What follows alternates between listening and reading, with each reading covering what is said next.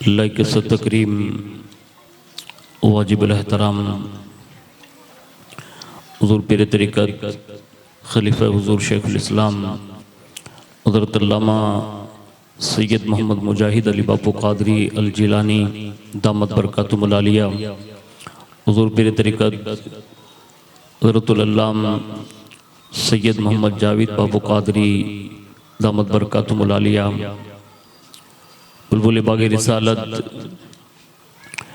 सैयद सरकार सैयद गुलाम मुहियुद्दीन बापू क़ादरी अल जिलानी दामत बरकातुहुल आलिया व दीगर बिरादरान इस्लाम ख़वातीन इस्लाम, अस्सलामु अलैकुम व रहमतुल्लाहि व बरकातुहू।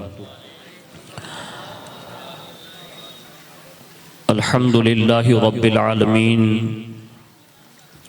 वल आक़िबतु लिल मुत्तक़ीन वस्सलातु वस्सलामु अला सय्यिदिल अंबिया वल मुरसलीन व अला आलिहि व अस्हाबिहि व अज़वाजिहि व ज़ुर्रिय्यातिहि व अहल बैतिहि व इब्निहिल गौसिल अअज़मिल जिलानी व मुईनिल मिल्लति वद्दीन व शेखुल इस्लाम वल मुस्लिमीन अअलल हज़रतिल इमाम अहमद रज़ा व अला इबादिल्लाहि सालिहीन अजमाइन, अम्मा बाद, फ़अऊज़ु बिल्लाहि मिनश शैतानिर रजीम, बिस्मिल्लाहिर रहमानिर रहीम। वला तक़ूलू लिमन युक़तलु फ़ी सबीलिल्लाहि अमवात बल अहयाउन वलाकिन ला तशऊरून। सदक़ल्लाहु मौलाना अज़ीम व बल्लगना रसूलुहुन नबियुल अमीनुल मुख्तारुल करीम व नहनु अला ज़ालिका लमिनश शाहिदीन व शाकिरीन वल्हम्दुलिल्लाहि रब्बिल आलमीन। आइए सबसे पहले मज़हब अहले सुन्नत वल जमात यानी कि मसलक आला हज़रत के कदीम दस्तूर के मुताबिक हम सब के आका व मौला हुज़ूर सरापा नूर सैयदना मुहम्मदुर रसूलुल्लाह सल्लल्लाहु ताला अलैहि वालिहि वसल्लम की बारगाह पुरनूर में जी लगाकर दुरूद पाक की नज़रें पेश कर लें। अल्लाहुम्मा सल्लि अला सैयदना मौलाना मुहम्मद माअदनिल जूदी वल करम व अला आलिहि व अस्हाबिहि व बारिक वसल्लिम। नबी और आले नबी पर एक बार और मोहब्बत से जी लगाकर दुरूद पाक पढ़ लें। अल्लाहुम्मा सल्लि अला सय्यदना व मौलाना मुहम्मद माअदनिल जूदी वल करम व अला आलिहि व अस्हाबिहि व बारिक वसल्लिम। सलातुम व सलामुन अलैका या रसूल अल्लाह सल्लल्लाहु ताला अलैहि वालिहि वसल्लम। हुसूल बरकत व नजात के लिए एक बार और नबी और आले नबी पर बावाज़ बुलंद दुरूद पाक पढ़ें। अल्लाहुम्मा सल्लि अला सय्यदना व मौलाना मुहम्मद माअदनिल जूदी वल करम व अला आलिहि व अस्हाबिहि व बारिक वसल्लिम। सलातुम व सलामुन अलैका या रसूल अल्लाह सल्लल्लाहु ताला अलैहि वालिहि वसल्लम। अल्लाह रब्बुल इज़्ज़त की तौफीक से और उसके प्यारे महबूब सल्लल्लाहु ताला अलैहि वालिहि वसल्लम के तसद्दुक़ से बिलखुसूस पीराने पीर रोशन ज़मीर सैयदना शेख अब्दुल क़ादिर जिलानी अलमारूफ गौसुल आज़म दस्तगीर रज़ी अल्लाहु तबारक व तआला अन्हु की निगाह इनायत से माह मुहर्रमुल हराम शरीफ की 8वीं शब में हम और आप शिरकत की सआदत हासिल कर रहे हैं। अल्लाह रब्बुल इज़्ज़त हमारी आपकी सबकी हाज़िरी को कबूल फरमाएं और इस हाज़िरी को हम सब के लिए दारैन की नेमतों का सबब बनाएं।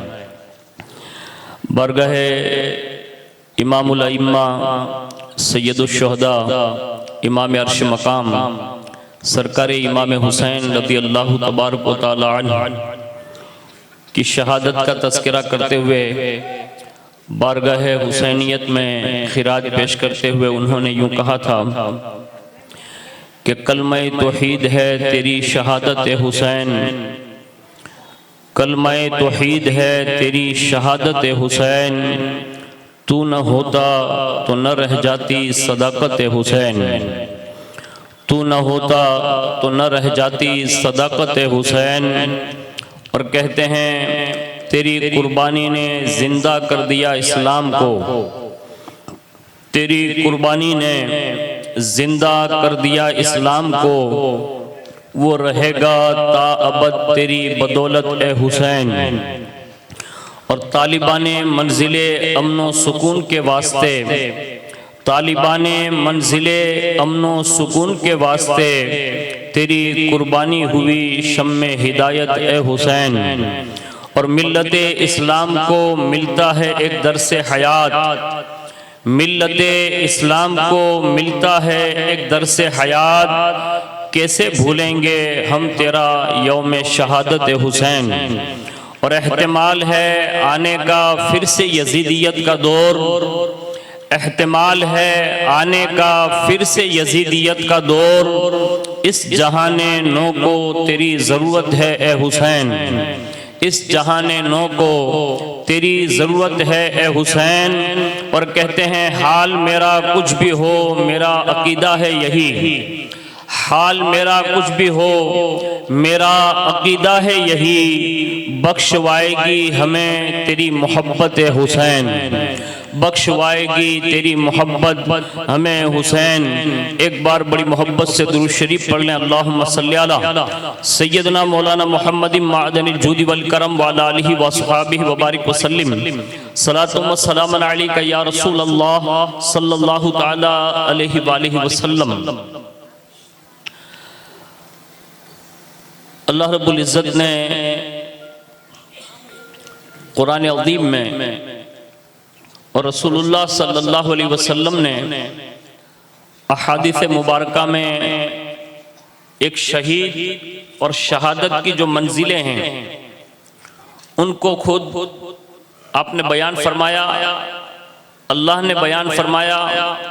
और पूरी दुनिया में जो भी लोग शहीद होते हैं उनके लिए कुरान अज़ीम ने एक अटल और मुसल्लम फैसला इस उम्मत के सामने पेश फरमाया। उनमें से पहला ये कि अल्लाह रब्बुल इज़्ज़त इरशाद फरमाता है, जो राह खुदा में मारे जाएं उन्हें मुर्दा न कहो बल्कि वो जिंदा हैं। हाँ, तुम्हें उनकी जिंदगियों का शऊर नहीं है। ये कुरान अज़ीम में अल्लाह रब्बुल इज़्ज़त ने हर उस बंदे के लिए जो अल्लाह की राह में जुल्मन मारा जाए और कत्ल हो जाए, तो कुदरत ने उसके हवाले से ये बात इरशाद फरमाई कि कुदरत ने उन्हें वो जिंदगी अता कर रखी है कि जो इंसानों के शऊर अक्ल में आने वाली नहीं है। ये सिर्फ शहीद जानता है या उसको वो जिंदगी अता करने वाला हज्जुल क़य्यूम जानता है। आगे इसी आयत करीमा के शान नुज़ूल के हवाले से है कि जब शुरू इस्लाम में जब जंगों का दौर शुरू हुआ, यानी लोग एक के बाद दिगरे शहीद होने लगे, तो लोगों ने आपस में ये चर्चा किया, एक दूसरे में बातचीत होने लगी और लोग ये कहने लगे कि जैसे आम लोग मरते हैं ऐसे ही ये जंग में मरते हैं, तो इनका और उनका दोनों का मरना सेम है, यानी एक तरह है। तो लोग इस ख्याल में थे, तो वो हर आम मरने वालों के बराबर शहीदों को ये दर्जा देना चाहते थे कि ये भी ऐसे ही है। तो कुदरत ने उनके इस ख्याल को, इनके इस तस्वुरात को और इनकी बातों का जवाब देते हुए कुदरत ने ये इरशाद फरमाया कि हर मरने वाला ऐसा नहीं है, बल्कि सबकी मौत अलग है, सबका मरना अलग है और मरने के बाद उनके दर्जात अलग हैं। और एक शहीद की शान बयान करते हुए ये बयान फरमाया कि जो अल्लाह की राह में मारा जाएगा उससे मुर्दा नहीं कहेंगे बल्कि उससे भी जिंदा ही तसव्वुर किया जाएगा। ये कुरान अज़ीम ने एक जगह पर ये इरशाद फरमाया। इसी के साथ साथ में एक बात और हुई कि हजरत सैयदना फारूक आज़म ने दुआ की कि अल्लाह जो लोग जिहाद में तेरे दीन के लिए मारे जाते हैं उन्हें आम मरने वालों के दरमियान कोई खास दर्जा अता फरमा, यानी कोई खास खुसूसियत अता फरमा। तो अल्लाह ताला ने उनके इस ख्याल और उनके इस दुआ पर अल्लाह ने एक दूसरी आयत नाजिल फरमाई जिसमें है वला तहसबन्नल्लज़ीना कुतिलू फी सबीलिल्लाहि अमवाता बल अहया इंदा रब्बिहिम युरज़क़ून। फरमाया जो अल्लाह की राह में मारे गए उन्हें मुर्दा ख्याल ना करो, बल्कि वो अपने रब के पास जिंदा है और बाकायदा रोजी दिए जाते हैं। तो ये कुरान अज़ीम की आयत से हमें और आपको ये भी पता चला कि मुर्दा कहना तो बहुत दूर की बात है, कुरान ने इस बात पे भी पाबंदी लगा दी कि जो अल्लाह की राह में शहीद होगा उससे मुर्दा तसव्वुर भी नहीं कर सकते। ये कुदरत ने ये दो आयतों के जरिए हमें और आपको ये पैगाम दिया। आगे के हवाले से रसूलुल्लाह सल्लल्लाहु अलैहि वसल्लम ने ये बशारतें सुनाई। हुजूर फरमाते हैं तूबा लिमन मात फी सबीलिल्लाह व तूबा लिमन कुतिला फी सबीलिल्लाह। बशारत है उस शख्स के लिए जो अल्लाह की राह में मरा, और बशारत है उस मर्द मुजाहिद के लिए जो राह खुदा में कत्ल किया गया। और आगे इरशाद फरमाया, एक सहाबी रसूल जो है वो बीमारी की हालत में थे, तो हुजूर सल्लल्लाहु अलैहि वसल्लम ने उनको देखा तो वो रो रहे थे। तो हुजूर ने इरशाद फरमाया कि आप रो क्यों रही हैं, रो रहे हैं, तो वजह क्या है? तो उन्होंने अर्ज किया कि या रसूल अल्लाह, जब मेरा इस दुनिया से जाना ही ठहरा था, यानी मैं दुनिया से जाने ही वाला था, तो क्या अच्छा होता कि अल्लाह मुझे शहादत की मौत अता फरमाता, यानी मैं शहीद होकर इस दुनिया से जाता। बस अभी उन्होंने ये तमन्ना शहादत की तो हुजूर ने इरशाद फरमाया अजरुका इंदल्लाह अफदलु व अअज़मु मिन अल्फि शहीद। फरमाया तेरी ये तमन्ना करना अल्लाह ताला के नजदीक तेरा अज्र ये है कि तुझे 1000 शहीदों से भी बेहतर सवाब अता किया जाएगा। यानी ये तमन्ना शहादत पर हुजूर ने ये बातें उस सहाबी रसूल को इरशाद फरमाई, और शहादत तो अल्लाह के महबूब बंदों को अता फरमाई गई, इसलिए फरमाया गया अश्शुहदाउ औलियाउल्लाह अश्शुहदाउ रुफकाउल अंबिया। फरमाया शहीद जो होता है वो अल्लाह का मुकर्रब होता है, और शुहदाए इज़ाम क़यामत के दिन अंबिया के दोस्त लोगों में शरीक कर दिए जाएंगे। यानी ये बात इस बात की तरफ निशानदही कर रही है कि दुनिया में जो शहीद होते हैं अल्लाह के लिए अपनी जान देते हैं, अल्लाह ताला उन्हें इन रुतबों से सरफराज फरमाता है। आगे सुनिए, हुजूर ने फरमाया युअदनु दमु शुहदा फिल मीज़ान व यौमल क़ियामा व क़तरतु दमिही अस्क़लु मिन जबलिल उहद। फरमाया उनके खून का एक कतरा, यानी शहीद के खून का एक कतरा क़यामत के दिन जब वजन किया जाएगा तो उनके एक खून के कतरे का वजन उहद पहाड़ के बराबर कर दिया जाएगा। यानी इतने बड़े सवाब से उन्हें माला माल किया जाएगा। और हुजूर ने आगे इरशाद फरमाया शहीदों की रूहें सब्ज परिंदों के जिस्मों में है, उनके रहने के लिए अर्शे इलाही के नीचे किंदिलें लटकाई गई है। जन्नत में जहां उनका जी चाहता है वो सैर करते हैं और जन्नत के मेवों से सरफराज किए जाते हैं। ये अल्लाह के प्यारे हबीब सल्लल्लाहु अलैहि वसल्लम ने ये खास बातें शुहदा के दर्जात के लिए इरशाद फरमाई। अब मैं एक बात और अर्ज कर देता हूं जिससे हमें और आपको आने वाली गुफ्तगू, जो लोग अल्लाह की राह में शहीद होते हैं और जिन्होंने अल्लाह के दीन के लिए कुर्बानियां दी, और बिलखुसूस अहले बैत अतहार ने जो ये कुर्बानियां दी, अल्लाह ने उनके रुतबे कितने बुलंद किए होंगे।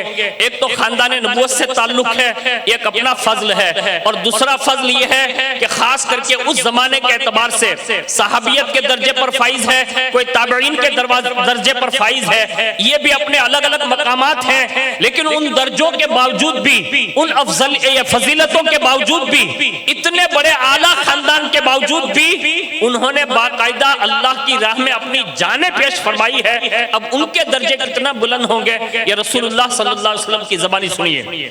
हुजूर ने एक मर्तबा इरशाद फरमाया शहीद के लिए अल्लाह के यहाँ 6 खूबियां हैं, यानी 6 ऐसे दर्जे हैं जो खास खसाइस है। नंबर 1 कि जैसे उसके खून का पहला कतरा गिरता है अल्लाह ताला सबसे पहले उस शहीद की बख्शिश फरमा देता है, एक दर्जा ये। और रूह निकलते वक्त, यानी जब उसका आखिरी सांस होता है और जब रूह निकाली जाती है उसी वक्त उससे जन्नत में अपना मकाम दिखा दिया जाता है। यानी वो जमीन पर आखिरी सांस ले रहा होता है और वहां कुदरत उसे जन्नत के दर्जात से उसे आशना कर देती है। नंबर 2, अल्लाह उन्हें कब्र के अजाब से महफूज रखता है, यानी शहीद को जो है कब्र का अजाब नहीं होगा। नंबर 3, जहन्नम के खौफ से उन्हें बरी कर दिया जाएगा, यानी वो जहन्नम के खौफ से वो वहशतनाक नहीं होंगे, उन्हें कर्ब नहीं होगा, उन्हें तकलीफ नहीं होगी, बल्कि जहन्नम से उनके लिए आजादी लिख दी जाएगी। उसी के साथ साथ नंबर 4, कयामत के दिन उनके सर पर ऐसा ताज सजाया जाएगा कि दुनिया की सारी चीजें मिलकर उस ताज का मुकाबला नहीं कर सकेगी जो कयामत के दिन कुदरत एक शहीद के सर पर ताज सजा देगा। ये शहीदों की शान होगी। नंबर 5, उनके निकाह में कुदरत जन्नत के अंदर से 70 हूरे उनके निकाह में अता फरमाएगा। इस सोशल मीडिया के दौर पर एक तबसरा ये भी है कि माज़अल्लाह रब्बिल आलमीन कुछ लोगों ने प्रोपेगेंडा करते हुए लोगों को वर्गलाने की कोशिश की और ये इन शोहदा की इस बशारत पर माज़अल्लाह मजाक उड़ाने लगे कि क्या शहीदों को वहां जन्नत में हूरें मिलती है, ये होता है, वो होता है। ये तो मनगढ़ंत बातें हैं, लेकिन हम मुसलमान हैं, मोमिन हैं, हमारा अकीदा है कि रसूलुल्लाह ने जो फरमाया वो हक है और इंशाअल्लाह जन्नत में वो होकर रहने वाला है। ये हमारा और आपका अकीदा होना चाहिए। नंबर 6, एक शहीद के लिए शफाअत की इजाजत होगी और वो अपने घर के अफराद में से यानी अपने अजीजों में से कमोबेश 70 आदमियों की यानी 70 आदमियों की वो शफाअत फरमाएगा। ये उन शोहदा के लिए अल्लाह के प्यारे हबीब सल्लल्लाहु अलैहि वसल्लम ने ये बशारत अता फरमाई। इससे हमें और आपको पता चला कि जो भी लोग इस दुनिया में शहीद हुए और दुनिया से शहादत की मंजिल पर फाइज हुए, कुदरत उन्हें उन मंजिलों पर फाइज फरमाएगी। ये इन कुरानी आयतें और अहादीस के मफहूम से हमें और आपको ये पता चला। इस दौर में हमारे पास वो हालात नहीं है कि जिसके अंदर हकीकी मानों में जो शोहदा पहले जंगे लड़कर जो अल्लाह की राह में अपनी गर्दनें देते थे, लेकिन हुक्मी शहादतों में हुजूर सल्लल्लाहु अलैहि वसल्लम ने चंद लोगों को मतलब इरशाद फरमाया कि अगर ये इस बीमारी में मरेगा तो भी वो शहीद होगा, अगर वो किसी हादसे का शिकार होगा उसे भी अजर शहीद दिया जाएगा, इसी तरह कोई पेट की बीमारी में मरेगा उसके लिए भी शहीद का अजर दिया जाएगा, यानी ऐसा सवाब उन्हें भी मयस्सर आएगा और उन्हें शहीद हुक्मी में कयामत के दिन उठाया जाएगा। इस अंदाज में हुजूर ने मुख्तलिफ जगहों पर शहादत के फजाइल और कमालात रसूलुल्लाह ने बयान फरमाए। अब सुनिए, हम और आप जिस उन्वान को लेकर हाजिर हैं कि कल मैंने ये गुफ्तगू फरमाई कि सरकार इमाम आली मकाम रदी अल्लाह तआला अन्हु शाबानुल मुअज्जम की 4 तारीख को मदीनतुर रसूल से निकलकर मक्का शरीफ का अज़्म करके वहां से तशरीफ ले गए। बीच रास्ते में सबसे पहली मुलाकात हजरत सैयदना इमाम हुसैन की अब्दुल्ला इब्ने मुती से मुलाकात हो गई। उन्होंने अर्ज किया कि हुजूर कहां जा रहे हैं? इरशाद फरमाया फिलहाल जाने का इरादा तो मक्का का है और कहीं जाने का इरादा नहीं। अब्दुल्ला इब्ने मुती ने अर्ज किया फिर वहां से कहां का इरादा है?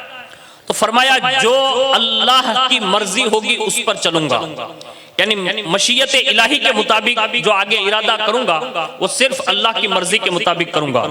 फिर हजरत अब्दुल्ला इब्ने मुती ने अर्ज किया कि हुजूर अगर इजाजत हो तो मैं चंद बातें अर्ज करूं। आपने इरशाद फरमाया फरमाइए।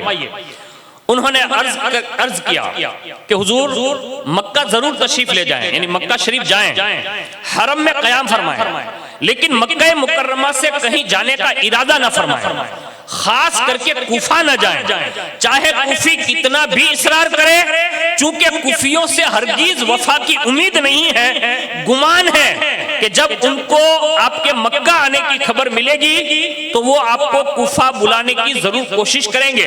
लेकिन हुजूर मजीद अर्ज है कूफी ला यूफी, यानी कूफी जो है वो वफादार नहीं होता, इसलिए आप इन पर भरोसा ना फरमाइएगा। इमाम हुसैन रज़ी अल्लाह ताला अन्हु ने हजरत अब्दुल्ला इब्ने मुती की ये गुफ्तगू सुनी तो आपने फरमाया तुम सच कहते हो, तुमने मुझे अच्छा मशवरा दिया, मैं तुम्हारे लिए दुआ करता हूं कि अल्लाह तुम्हें इस मोहब्बत का अच्छा और बेहतरीन सिला नसीब फरमाए। ये फरमाया और आगे के लिए इमाम हुसैन रवाना हो गए। इमाम हुसैन रज़ी अल्लाह ताला अन्हु जब मक्का पहुंचे तो मक्का में जुमा का दिन था और मक्का में जैसे आपने इंटर किया यानी दाखिल हुए तो आपने एक आयत करीमा पढ़ी, वलम्मा तवज्जह तिलका मदियन क़ाला असा रब्बी अन यहदियनी सवा अस्सबील। फरमाया जब मदियन की तरफ मुतवज्जे हुए तो कहा उम्मीद है कि मेरा रब मुझे सीधी राह चलाएगा। ये आपने कुरान अज़ीम की आयत पढ़ी और उसके बाद जैसे मक्के के अंदर पहुंचे और आपके आने की खबर हुई तो सबसे पहले हजरत अब्दुल्ला इब्न जुबैर आपकी खिदमत में हाजिर हुए। उन्होंने इमाम हुसैन रज़ी अल्लाह ताला अन्हु से गुफ्तगू की क्योंकि आपके रज़ाई भाई थे। तो जब इमाम हुसैन को मक्का में मुलाकात के तन्हाई का मौका मिला तो हजरत अब्दुल्ला ने गुफ्तगू फरमाई, कहा हुजूर आप मक्का में तशरीफ लाए हैं तो कोई सबब? तो इमाम हुसैन ने सारे हालात बयान किए, यानी जो मदीना शरीफ में बन रहे थे हालात वो सारे आपने बयान फरमाए। उस पर हजरत अब्दुल्ला इब्न जुबैर ने यह अर्ज किया कि आप इस वक्त यहाँ के खलीफा हैं, हम सब आपके गुलाम हैं। यह हकीकत है कि खिलाफत आपके और आपके आबा व अजदाद की शान है। आपके मुकाबले में यजीद का कोई मतलब मुकाबला नहीं हो सकता। वो तख्त खिलाफत पर बैठे ये किसी को पसंद भी नहीं होगा। इसलिए आपसे अर्ज है कि आप जो है खिलाफत का दावा करें और बाकायदा ऐलान करें और उसके बाद यजीद से मुकाबले का जो आप ऐलान करेंगे उसके मुताबिक मुकाबला किया जाएगा। जब हजरत अब्दुल्ला इब्न जुबैर ने यह मशवरा दिया तो इमाम हुसैन रज़ी अल्लाह ताला अन्हु का सराहत के साथ फैसला सुनिए। आज भी कुछ सोशल मीडिया पर अहले हदीस के ये लोग सोशल मीडिया पर माज़अल्लाह इस शहादत के इस पस मंजर को वो लोग ये कहते हैं कि माज़अल्लाह दो बादशाहों की लड़ाई थी, यानी लोग हुकूमत के लिए एक दूसरे से लड़ रहे थे, उसमें कोई मतलब फख्र की बात नहीं है।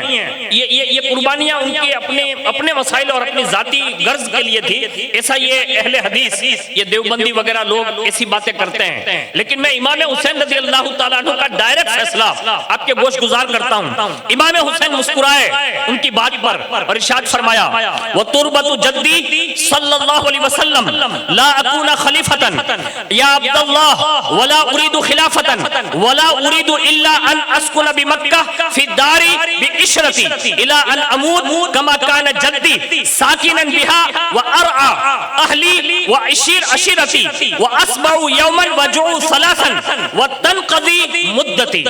यानी इमाम हुसैन रज़ी अल्लाह ताला अन्हु ने हजरत अब्दुल्ला इब्न जुबैर से ये बात इरशाद फरमाई कि अब्दुल्ला इब्न जुबैर मुझे मेरे नाना जान के रोज़े अनवर की कसम न मैं खलीफा हूं न खलीफा बनूंगा और न खिलाफत का मेरा इरादा है। ये साफ बात आपने वाज़े कर दी हजरत अब्दुल्ला इब्न जुबैर के सामने और फरमाया मैं मक्के में चंद रोज गुजारने के लिए आया हूं, यहां तक कि मैं अपने रब से मुलाकात कर लूं। मैं इस तरह गुजारना चाहता हूं जिंदगी जैसे मेरे नाना जान ने जिंदगी गुजारी, यानी एक दिन खाना खाया और मेरे नाना ने 3 दिन फाके से गुजारे। यानी ऐसी जिंदगी रसूलुल्लाह की आपने बयान की, वहां कहा मैं ऐसी जिंदगी गुजारना चाहता हूं, एक दिन खाना खाया 3 दिन फाके से रहे, यहां तक कि आपकी उम्र शरीफ की मुद्दत जो है गुजर गई, बस मैं ऐसे ही जिंदगी गुजारने के लिए यहां पर आया हुआ हूं। इमाम हुसैन ने हजरत अब्दुल्ला इब्न जुबैर की गुजारिश पर उन्हें कहा कि आप यहाँ कयाम फरमाएं।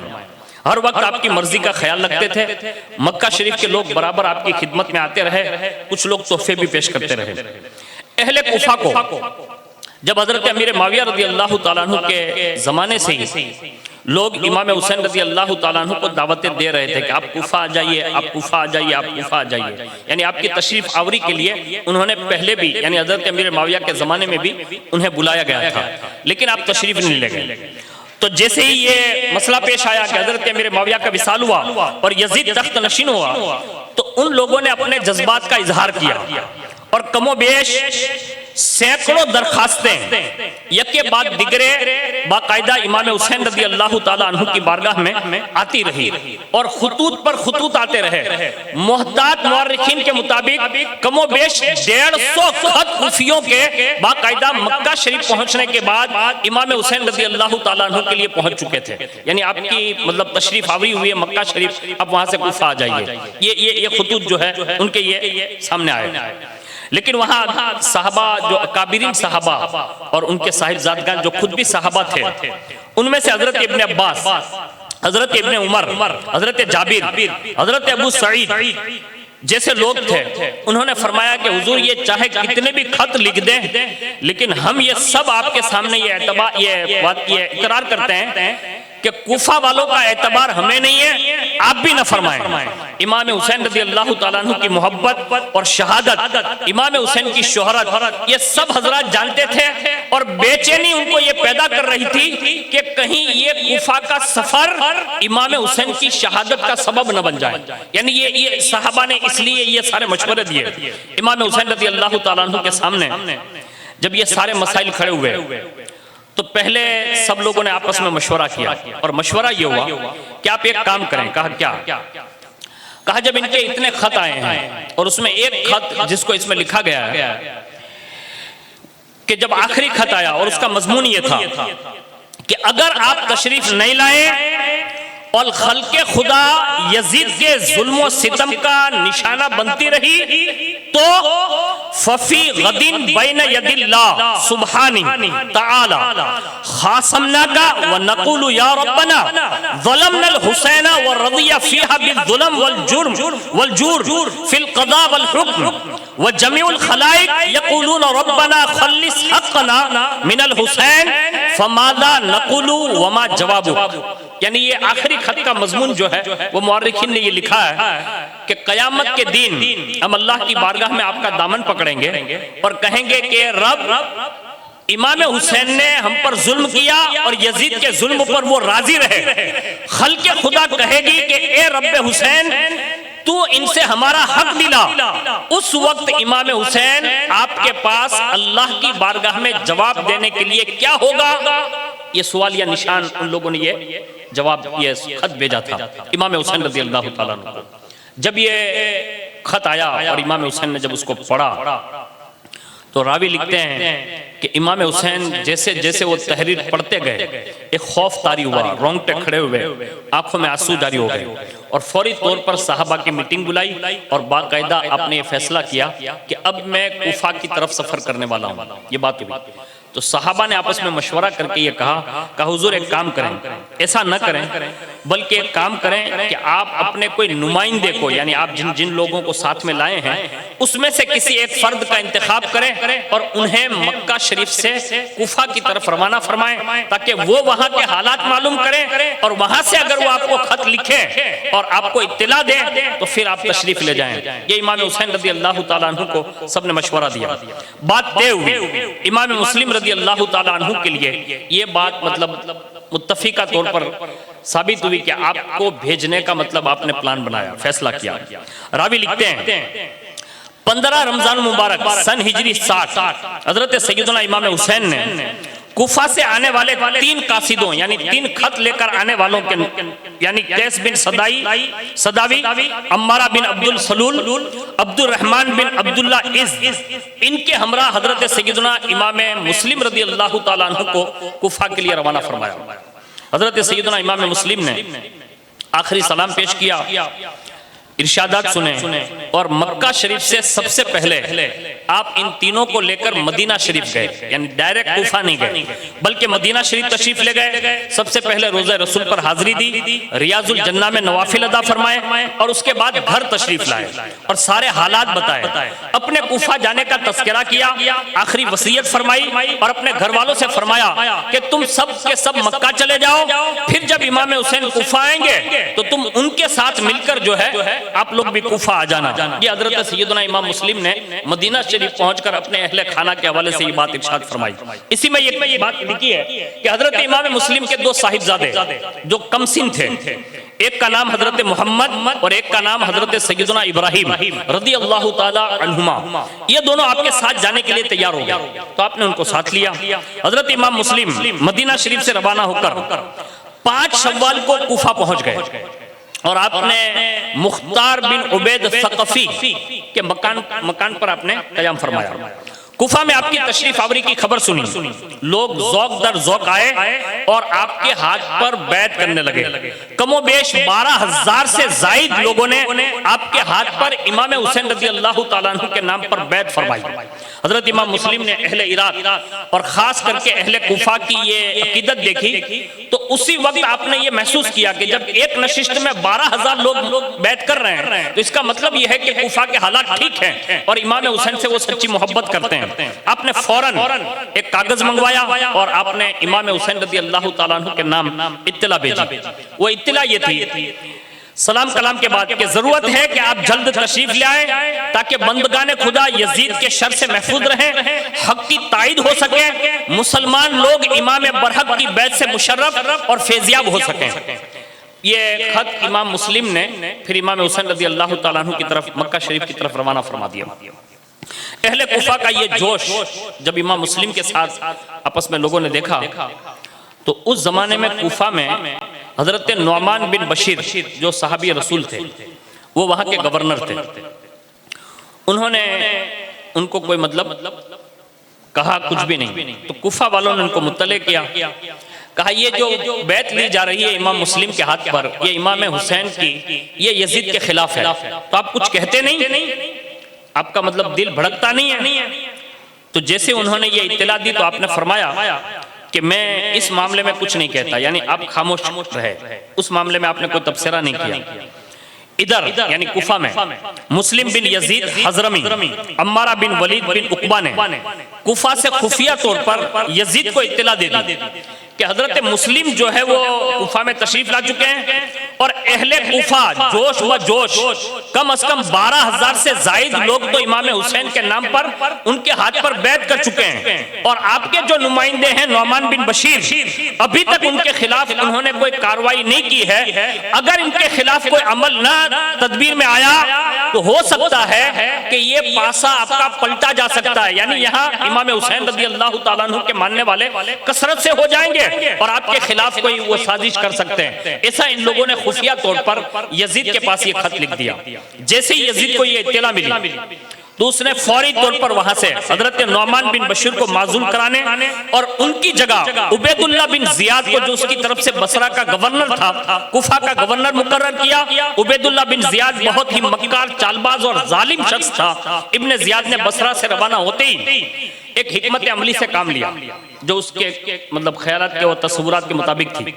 उसने क्या किया कि वो कुफा में दाखिल होते वक्त उसने हिजाजी लिबास पहन लिया, यानी चेहरे पर निकाब डाला, धोखा दिया और बसरा से कुफा के लिए रवाना हो गया और अपनी फौज को कादसिया में छोड़ा और सिर्फ चंद आदमियों को लेकर ऊंटों पर सवार होकर मगरिब और ईशा के दरमियान कुफा के रास्ते में वहां से दाखिल हुआ जहां से मक्का से हाजी के काफिले दाखिल होते हैं, उसी तरह वो अंदर दाखिल हुआ। उसने मक्कारी ये की कि जब ये दाखिल हुआ तो लोग जोश में थे और ये समझ रहे थे कि ईशा और मगरिब के दरमियान इमाम हुसैन रज़ी अल्लाह तआला अन्हु तशरीफ ले आए और लोगों ने मतलब मरहबा मरहबा बिका या इब्ने रसूलिल्लाह, मरहबा मरहबा बिका या इब्ने रसूलिल्लाह, क़द्दिमत खैर मक़दमिन, क़द्दिमत खैर मक़दमिन, इसका शोर मचाया कि इमाम हुसैन आ गए, मरहबा ए अल्लाह के प्यारे रसूल के बेटे मरहबा, ये शोर मचाते रहे और ये था इब्ने जियाद। लोग समझ रहे थे कि इमाम हुसैन है और जैसे ही आगे बढ़ता गया यहाँ तक के गवर हाउस के करीब पहुंच गया तो वहां के जो एक नुमाइंदे थे हजरत उमर बाहिली, उनको ये फिक्र हुई कि वहां से लेकर यानी उस रास्ते से लेकर गवर्नर हाउस तक इमाम हुसैन ने कोई गुफ्तगू नहीं की, यानी उसको ये खदशा हुआ उनको। तो उन्होंने फौरी तौर पर खामोशी तोड़ते हुए उन्होंने कहा कि मालूम होता है कि अगर ये इमाम हुसैन होते तो नकाब हटा देते और लोगों को मतलब ये खुशामदीद कहते, तो आप आगे गए, यानी हजरत उमर बाहिली आगे गए और आगे जाकर लोगों को हटाया और बिल्कुल इब्ने जियाद के करीब जाकर आगे बढ़कर नकाब को उल्टा यानी उसके चेहरे से कपड़ा हटाया और जैसे ही कपड़ा हटा देखा इब्ने जियाद है तो पुकार उठे, वैलुकुम हाजा उबैदुल्लाह इब्ने जियाद, काहे कुफा वालों तुम्हारे लिए हिलाकत है, ये हुसैन इब्ने अली नहीं, ये तो उबैदुल्लाह इब्ने जियाद है। बस ये आवाज सुनते ही ऐसा लगता था कि जैसे अहले कुफा पर एक मुर्दापन छा गया हो, यानी सब के सब डर गए और उबैदुल्लाह इब्ने जियाद कुफा के दारुल हुकूमत में दाखिल हो गया। सुबह को उसने हजरत नौमान बिन बशीर से मुलाकात की, मिजाज पूछी की। उसके बाद कहने लगा हजरत नौमान बिन बशीर से, कहा कि आपने माज़ल्ला नमक हरामी की और इमाम हुसैन के तरफदार हो गए। मुस्लिम बिन अकील ने कूफा में तसल्लुत किया और तुम निहायत इत्मीनान से देखते रहे। खैर जैसा करना आपने कर लिया, ये लीजिए यजीद का हुक्मनामा, यानी उसने खत दिया, कहा ये लीजिए यजीद का हुक्मनामा, इसे पढ़कर अपनी तामील कीजिए। हजरत नौमान बिन बशीर ने अपनी माजुल नामी का हुक्म सुना, यानी पढ़ा, तो फरमाया, ए इब्ने जियाद, अगर इब्ने रसूलुल्लाह की तरफदारी नमक हरामी का काम है तो मैं तुझ जैसा हलाल खोर बनना नहीं चाहता। ये ताना दिया, कहा मैं तुझ जैसा हलाल खोर बनना नहीं चाहता। मैं वफादारी से काम किया, उस पर भी ये सिला है, तो मुझे हुकूमत की परवाह नहीं है। अगर ईमान सलामत है तो सब कुछ सलामत है।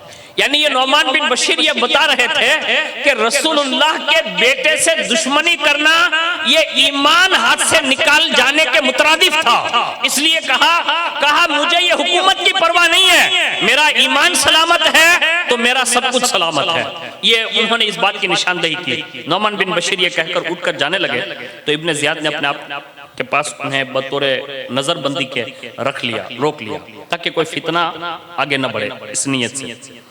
फिर इब्ने जियाद ने कूफियों को जामे मस्जिद में जमा किया और उसके अंदर उसने खुतबा दिया, और इतना सख्त लहजे में खुतबा दिया कि अल्लाहु अकबर। रावियों ने लिखा है कि मिंबर पर जब वो चढ़ा और उसका सख्त लहजा देखा तो लोग आपस में बातें करने लगे, यानी कुफा के लोग। जो हजरत अब्दुल्ला इब्न मुती ने फरमाया था ना, ये इमाम हुसैन से जो मुलाकात हुई अब्दुर्रहमान बिन मुती ने, तो ये यही बात हुई। वो आपस में क्या कहने लगे, ये तो दो बादशाहों की लड़ाई है, हमें इसमें क्या करना है।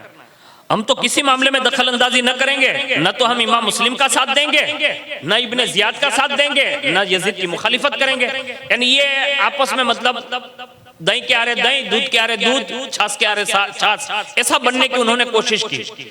उसके बाद जब असर का वक्त हुआ, हजरत मुस्लिम मस्जिद में तशरीफ लाए तो देखा कि आप तन्हा थे, आपके साथ कोई न था। नमाज से फारिग हुए, मस्जिद से बाहर तशरीफ लाए। देखा तो एक लड़का मस्जिद के दरवाजे पर नजर आया। आपने उसे फरमाया, बेटा आज कुफा वालों के हालात कुछ तब्दील जैसे लगते हैं, यानी बदले हुए लगते हैं। तो उस लड़के ने बताया इमाम मुस्लिम को, कहा हुजूर आपको पता नहीं, यजीद के हुक्म से उबैदुल्लाह इब्ने जियाद कुफा आ गया है और उसने नौमान बिन बशीर को माजूल कर दिया और तमाम अहले कुफा को हजरत इमाम हुसैन के खिलाफ उसने भड़का दिया। बस आपने ये सुना तो आप हैरान रह गए, शशदर रह गए। और उस वक्त इमाम मुस्लिम को जो सबसे पहला ख्याल आया वो ये था, आपके ख्याल में ये आया कि मैं तो इमाम हुसैन को बुलाने के लिए खत भेज चुका हूँ, यानी मेरा खत वहां पहुंचेगा तो वो मेरी बात रखेंगे, मान रखेंगे कि मैंने सही लिखा है। और अगर वो यहाँ आ गए तो उनके जान के साथ क्या होगा, ये ख्याल इमाम मुस्लिम रज़ी अल्लाह ताला अन्हु को सताने लगा। उसके बाद हजरत इमाम मुस्लिम इसी शश व पंज में थे कि ख्याल आया कि चलो कुफा में अपने मानने वाले बहुत हैं, उसमें से एक सरदार के यहाँ तशरीफ ले गए जिनका नाम था हजरत हानी बिन उर्वा, और ये मुहिब अहले बैत में से थे, यानी रसूलुल्लाह सल्लल्लाहु अलैहि वसल्लम के अहले बैत को चाहने वालों में से थे। उनके घर गए, उनसे मशवरा लिया तो हजरत उम्मे हानी ने इरशाद फरमाया, कहा हुजूर अगर ऐसा है जैसा कि आप बता रहे हैं तो यकीनन इब्ने जियाद ने उसने ऐसा माहौल बनाया ही होगा।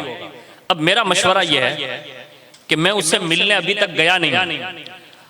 अब अगर गया नहीं हूं तो हो सकता है कि वो मुझसे मिलने के लिए यहाँ जरूर आएगा। अगर मेरे बारे में पूछताछ की गई तो मैं बीमारी का बहाना बना दूंगा, इस बहाने वो यहाँ आएगा। और जब वो आ जाए तो एक काम करना। कहा क्या?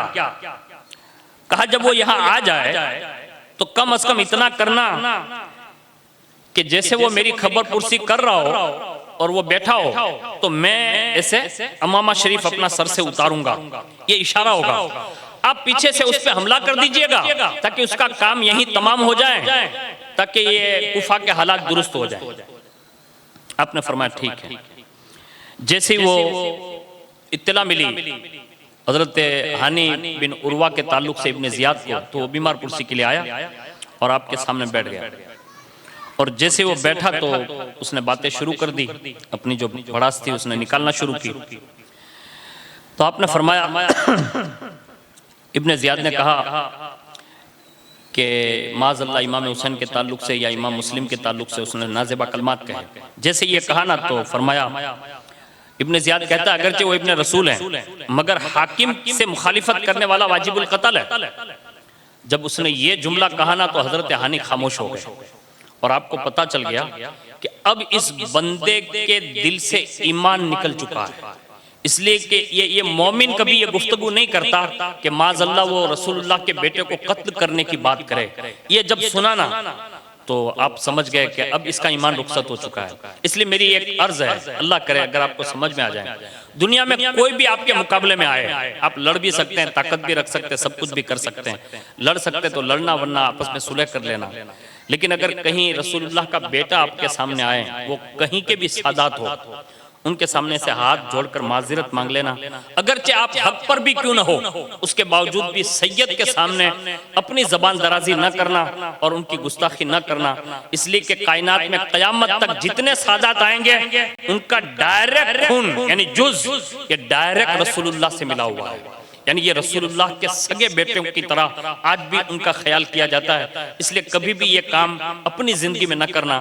ये हजरत हानी बिन उर्वा ने ये जुमला कहा जब उसने ये जुमला कहा कि अगरचे वो इब्ने रसूलुल्लाह है लेकिन वो वाजिबुल कत्ल है, तो आप समझ गए, आपने फरमाया इसका ईमान दुनिया से जा चुका है, यानी दिल से निकल चुका है। उसके बाद हानी खामोश तो हो गए, लेकिन अपने सर से अमामा जमीन पर उतार कर ऐसे रखा, यानी हजरत इमाम मुस्लिम का इंतजार किया कि वो निकलेंगे और इसको मार देंगे।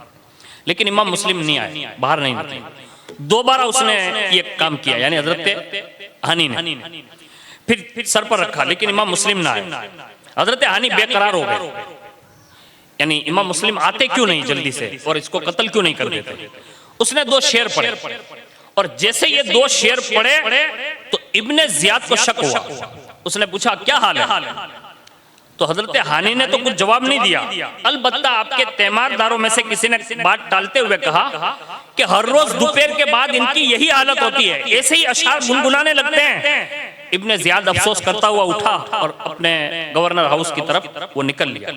इब्ने ज़ियाद के चले जाने के बाद इमाम मुस्लिम बाहर तशरीफ लाए और जैसे इमाम मुस्लिम बाहर तशरीफ लाए तो हजरत हानी के पास गए, बैठ गए। हजरत हानी ने अर्ज किया कि हुजूर आपने ये क्या किया, मैंने अभी तमाम की तमाम बलाएं टाल दी थी कि आपको मौका था कि आप इसको मार सकते थे, लेकिन मैंने इतना इंतजार किया, 2 मरतबा अमामा जमीन पर रखा, शेर गुनगुनाए, फिर भी आप बाहर नहीं लाए। तो हजरत इमाम मुस्लिम का जवाब सुनिए, इरशाद फरमाया, हानी तुम्हारा और हमारा जो ख्याल था वो ख्याल था, मगर मशीयत इलाही जो है ना वो कुछ और थी, यानी कुदरत का फैसला कुछ और है। जब तुम्हारे इशारे पहली मर्तबा करने पर मैं जैसे उठा तो किसी ने जोर से मेरी कमर पकड़ी और आवाज आई, मुस्लिम हरगिज नहीं, तकदीर इलाही कुछ और है। तो आप फरमाते मैं मजबूर होकर बैठ गया। दूसरी बार जब मैं उठा तो फिर आवाज आई, तीसरी बार जब तुमने आवाज लगाई फिर आवाज आई और मुझे साफ साफ लफ्जों में कह दिया गया, अभी इसका पैमाना उमर लबरेज नहीं हुआ है, अभी इसकी बदआमालियों का प्याला भरा नहीं है, हरगिज ना जाओ, खामोशी से बैठ जाओ बस। ए हानी, मैंने जब ये जुमला सुना मैं खामोशी से मतलब वहीं बैठा रहा। हजरत हानी ने ये सुनकर कहा, बंदा कुछ भी करे उसकी मजाल नहीं, मर्जी मौला अज हमा औला, यानी खैर हुजूर कोई बात नहीं, आप मेरे घर पर तशरीफ फरमा रहे हैं, जो होगा देखा जाएगा। आखिरकार इब्ने ज़ियाद ने लोगों को लगाया और उसने फौरी तौर पर हजरत इमाम मुस्लिम की तलाश शुरू फरमाई। और जब इमाम मुस्लिम की तलाश शुरू हुई तो रावियों ने लिखा है कि हर तरफ से लोग निकल चुके थे, तलाश कर रहे थे, लेकिन इमाम मुस्लिम का किसी को पता नहीं चला कि आप हानी बिन उर्वा के घर में हैं। अब उस लोगों ने एक जासूस तैयार किया जिसका नाम था मुस्लिम बिन औसजा असदी, ये मुअक्कल, वो मस्जिद में आया, मुअक्कल नाम था उसका, वो मस्जिद में आया। वहां हजरत मुस्लिम बिन औसजा असदी जो है वो नमाज पढ़ रहे थे। जब वो नमाज से फारिग हुए तो ये बंदा उनके करीब गया, यानी कौन, मुअक्कल, और जैसे उसके करीब गया बैठ गया और राजदाराना अंदाज में कहने लगा, वो था इब्ने ज़ियाद का जासूस। उसने कहा कि मैं मुल्क शाम से आया हूँ, मुहिब्ब अहले बैत हूँ, मुझे जब भी इमाम हुसैन की जियारत का शौक होता था तो मैं उनकी खिदमत में हाजिर हो जाता था। अभी तक मक्का में उनकी जियारत के लिए हाजिर हुआ था तो उन्हें बहुत फिक्रमंद पाया। मैंने जब वजह पूछी तो मुझे बताया कि मैंने अपने भाई को इमाम मुस्लिम को कुफा भेजा है, अगर तुझसे हो सके तो तू कुफा जा और उन्हें किसी तदबीर से अपने साथ ले आ। चुनांचे में 3000 दीनार लाया हूं ताकि अगर रुपयों की जरूरत पड़े तो मैं उनको पेश कर सकूं। लेकिन अभी तक मैं कुफा आया हूं, कई दिन हो गए, लेकिन मुझे पता नहीं उन्हें मैं दुश्मनों के चुंगल से मक्का कैसे ले जाऊंगा। इस बात का मैं मतलब फिक्रमंद हूं। किसने कहा? ये मुअक्कल ने, जो इब्ने जियाद का जासूस था। हजरत मुस्लिम बिन औसजा जो थे वो बड़े सूफी मिजाज के आदमी थे। ये जुमलों में वो आ गए, यानी अल्लाह वाले लोग होते हैं ना, भोले भाले लोग, ये हकीकत में किसी की भी बात में आ जाते हैं। तो उन्होंने ये समझा कि ये मुहिब अहले बैत है, तो उनकी बात में आ गए और यकीन कर लिया कि हो सकता है इमाम हुसैन ने इसको भेजा हो। तो आपने कहा कोई बात नहीं, मैं इमाम मुस्लिम को जानता हूं कि वो कहाँ है। और हजरत मुस्लिम बिन औसजा जो है वो अपने साथ हमरा लेकर हजरत हानी के घर उसको लाए, यानी मुअक्कल को लाए। पूरे इत्मीनान के साथ उसने 3000 इमाम मुस्लिम को पेश कर दिए। निहायत इत्मीनान से इब्ने जियाद के पास उसका तो जाना नकीद था, लेकिन जैसे ये दे चुका, बातचीत हो गई, ये सारी बातें करके वो निकला और सीधा जाकर उसने सारा पस मंजर हजरत हानी बिन उर्वा के यहाँ जो हो रहा था वो इब्ने जियाद को जाकर उस मुअक्कल ने, जासूस ने बक दिया। अब जैसे उसने जासूसी की, इब्ने जियाद ने फौरन मोहम्मद बिन अशआस कंदी, अस्मा बिन खारजा फराजी, उमर बिन हिजाज दिनारी, उनको हुक्म दिया हानी के घर, हानी के पास जाओ और उससे हमारे पास ले आओ। ये तीनों जिस वक्त हजरत हानी के मकान पर पहुंचे तो दरवाजे पर मिल गए हजरत हानी। इब्ने जियाद का पैगाम सुनते ही खटक गए और समझ गए कि दाल में कुछ काला है। मोहम्मद बिन अशद से कहा कि तुम चलो, मैं अभी आता हूँ। घर के अंदर गए, हजरत इमाम मुस्लिम को बताया, कहा हुजूर, कहा क्या? कहा ये 3 आदमी मुझे लेने आए हैं। अब इसमें कोई ना कोई बात मतलब वहां तक पहुंच चुकी है कि आप मेरे घर में हैं। फिर एक काम करें, आप यहाँ रहें, मैं जाता हूँ। फिर आपने गुस्ल किया, कपड़े पहने, तलवार कमर पे बांधी। इमाम मुस्लिम से अर्ज किया, हुजूर आप गवाह रहना, अब मैं शायद जिंदा वापस ना आ सकूंगा। हजरत हानी बिन उर्वा ने कहा, आपको अल्लाह के सुपुर्द करता हूँ, ये घर आपके सुपुर्द करता हूँ। और सलाम किया, कदम चूमे और रवाना हो गए। इब्ने जियाद के सामने पहुंचे, उसने कोई तवज्जो न किया, आपने सलाम किया तो उसने बड़ी तुर्श रूई से कहा, हानी तुमने दुश्मन यजीद मुस्लिम बिन अकील को अपने घर में बिठा रखा है, उस पर तुम मेरी दोस्ती के दावेदार हो और सामान जंग खरीद कर उनकी कुव्वत बढ़ा रहे हो और ये समझते हो कि मुझे उसकी खबर नहीं। हजरत हानी बिन उर्वा ने फरमाया, ये सब लघु बातें हैं, अब बहुतान लगा रहे हैं, ये कौन सी बात हुई? तुम्हें ऐसी बातें ज़ेबा नहीं देती। यानी इब्ने जियाद से कहा। उस पर इब्ने जियाद ने मुअक्कल नामी जासूस को जो है वो सामने खड़ा कर दिया और कहा, एक नजर देखा और कहा, अच्छा ये तेरी सारी प्री प्लान मतलब बनाया हुआ। मुअक्कल खबीस को देखती है हजरत हानी तेश में आ गए और कहा, ए मर्दूद, ए हरामखोर, ए दगाबाज, ये सब तूने आग लगवाई है। यानी ऐसे जुमले कहे हजरत हानी बिन उर्वा ने। इब्ने जियाद कहने लगा, हानी मुअक्कल को कुछ न कहो, बस खैरियत इसी में है कि मुस्लिम को लाकर मेरे सामने हाजिर कर दो, वरना याद रखो मैं तुम्हें भी घर के बाहर नहीं जाने दूंगा और तुम्हारे घर को भी तबाह और बर्बाद कर दूंगा। ये तो दोस्ती का सबब है कि इतनी रियायत दे रहा हूं, वरना अभी कत्ल कर सकता हूं। हजरत हानी ने शेर की तरह गरजते हुए इरशाद फरमाया, खबीस मेरी दोस्ती का तुझे पास है, नबी के नवासों का और रसूलुल्लाह की मोहब्बत का तुझे पास और लिहाज नहीं है। अगर तूने मुझे कत्ल किया तो कुफा से दमिश्क तक ये खून की नदियां बह जाएंगी, क्योंकि मेरा कबीला बड़ा है। जब ये सुना ना तो ये सुनकर इब्ने जियाद जो है वो आपे से जो बाहर हो गया था, उसका गुस्सा जो है वो ठंडा हुआ और उसने एक लकड़ी लेकर हजरत हानी के सर पर मारी, जिसे सर फटा, खून बहने लगा और आपकी रीश मुबारक खून से रंगीन हो गई। हजरत हानी ने भी तलवार उठानी चाही, इब्ने जियाद सख्त जख्मी हो गया था, उसका रेशमी जुब्बा जो पहने हुए था वो भी काट दिया था और मुअक्कल खबीस ने इब्ने जियाद की मदद करना चाही तो हजरत हानी ने तलवार उठाई और मुअक्कल का वही सर कलम कर दिया जिसने जासूसी की थी और उससे जहन्नम रसीद कर दिया।